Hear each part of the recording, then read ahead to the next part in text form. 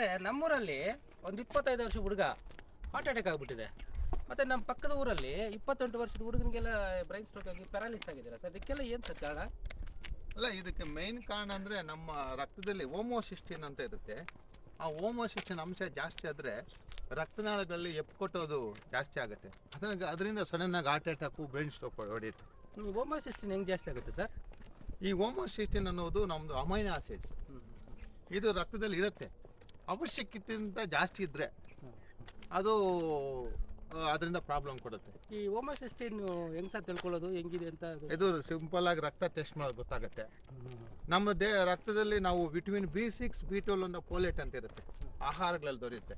ಮೊಟ್ಟೆನಲ್ಲಿ ಸಿಗುತ್ತೆ, ಮೀನು, ಮಾಂಸ, ಒಳ್ಳೆ ತರಕಾರಿಗಳಲ್ಲಿ ಇದು ಇರುತ್ತೆ. ಯಾರು ಇದನ್ನು ಕಡಿಮೆ ಉಪಯೋಗಿಸ್ತಾರೋ ಅವ್ರಿಗೆ ಈ B6, B12 ಫೋಲೇಟ್ ಕಡಿಮೆ ಆಗೋದ್ರಿಂದ ಈ ರಕ್ತದಲ್ಲಿ ಹೋಮೋಸಿಸ್ಟಿನ್ ಲೆವೆಲ್ ಜಾಸ್ತಿ ಆಗುತ್ತೆ. ಆವಾಗ ಅದು ರಕ್ತ ಎಪ್ಪು ಕಟ್ಟೋ ಚಾನ್ಸಸ್ ಜಾಸ್ತಿ. ಸರಿ ಸರ್. ಹಂಗಂದ್ರೆ ಇವೆಲ್ಲ ಕೆಲವರೆಲ್ಲ ಎಲ್ಲ ಥರ ಚೆನ್ನಾಗಿ ಎಲ್ಲ ತಿಂತಾರೆ, ಎಕ್ಸಸೈಸ್ ಮಾಡ್ತಾರೆ, ಎಲ್ಲ ಮಾಡ್ತಾ ಇರ್ತಾರೆ ಸರ್. ಆದ್ರೂ ಈ ಥರ ಆಗುತ್ತಲ್ಲ, ಯಾಕೆ? ಅದು ವಂಶಾವಳಿ ಅಂದರೆ ಜೆನೆಟಿಕ್ಸ್.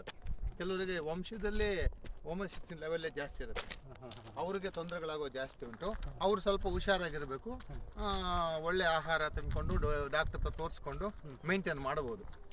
ಸರಿ ಸರ್. ಹಂಗಾದ್ರೆ ನಿಮ್ಮ ಪ್ರಕಾರ ಉತ್ತಮ ಜೀವನ ಶೈಲಿ? ಹೌದು. ಮೊಟ್ಟೆ, ಮೀನು, ಮಾಂಸ ಮತ್ತು ಒಳ್ಳೆ ತರಕಾರಿಗಳು, ಇವುಗಳೆಲ್ಲ ಅತ್ಯುತ್ತಮವಾದಂಥ B6, B12 ಫೋಲೇಟ್ ಇರುತ್ತೆ. ಇದು ತಿಂದರೆ ಸಿಸ್ಟಿನ ಕನ್ವರ್ಟ್ ಮಾಡಿಬಿಡುತ್ತೆ, ಕಡಿಮೆ ಆಗಿಬಿಡುತ್ತೆ. ಇವಾಗ ಕಡಿಮೆ ಆಯ್ತು ಅದು ರಕ್ತನಾಳಗಳಲ್ಲಿ ಎಪ್ಪು ಕಟ್ಟೋದಿಲ್ಲ, ಆರೋಗ್ಯವಾಗಿರ್ಬೋದು. ಉತ್ತಮ ಜೀವನ ಶೈಲಿ, ಸಮತೋಲನ ಆಹಾರ, ಇದು ಬಹಳ